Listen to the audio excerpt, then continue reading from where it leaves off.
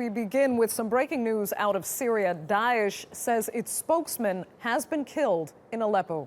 Abu Mohammad Al-Adnani was often seen in the terror group's propaganda videos. He was also one of the longest-serving members of Daesh.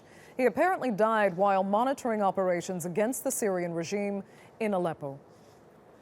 Let's get more analysis now on the fight against Daesh from Fred Fleitz. He is a former senior analyst with the CIA, and he joins us now live from Washington. Fred, thanks for joining us. How big of a hit is it for an organization like Daesh to lose its spokesman?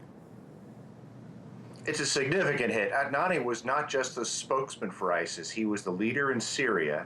He was one of its longest-serving leaders.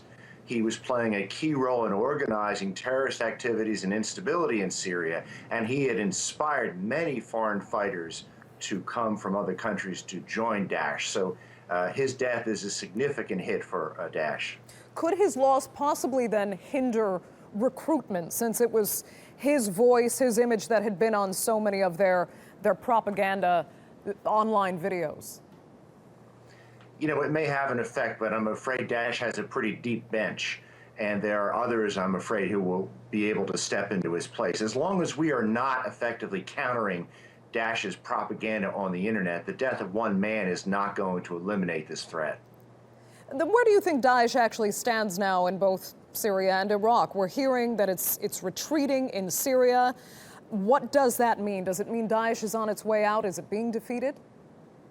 Well, we know from the CIA and even from the New York Times that's not the case, that Daesh remains a potent and very dangerous terrorist organization.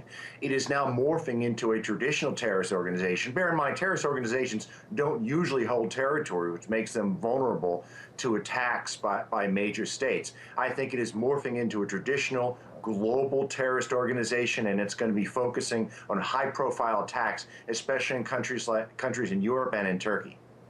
So what needs to be done to at least try and eliminate Daesh from this fight? Well, we have to eliminate Daesh on the ground in Iraq and Syria. I think that will take an international coalition with NATO, American, and regional participation.